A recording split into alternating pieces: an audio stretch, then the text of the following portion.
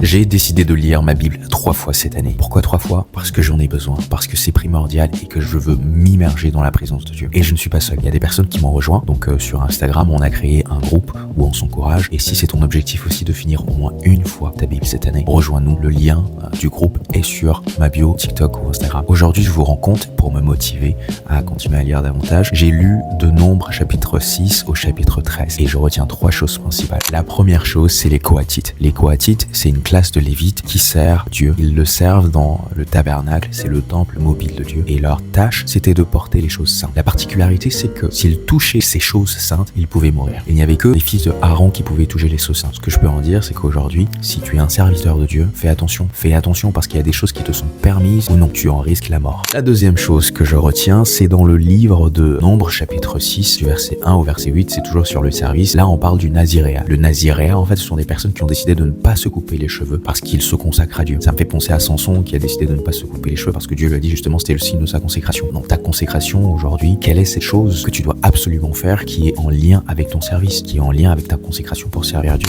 La troisième chose que je retiens, c'est dans le livre de Nombres au chapitre 11. Les enfants d'Israël vont commencer à se plaindre. Dieu vient de les sortir d'Égypte, il est en train de les amener à Canaan et ils sont en train de passer par le désert. Donc c'est comme nous en fait, on a été sauvés du monde, on est en train d'aller dans la terre promise, la nouvelle terre que Dieu va faire, le ciel.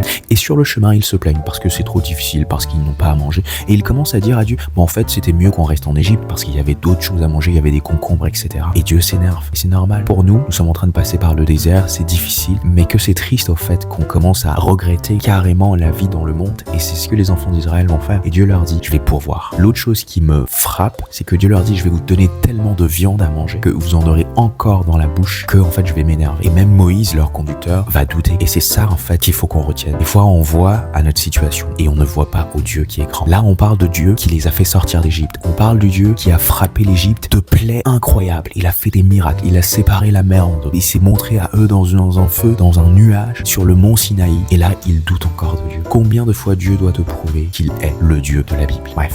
Je dis ça pour toi, je dis ça pour moi, il faut que j'arrête de douter. Donc ça c'est le 2e jour de mon challenge. Rendez-vous demain. Sois béni. Peace.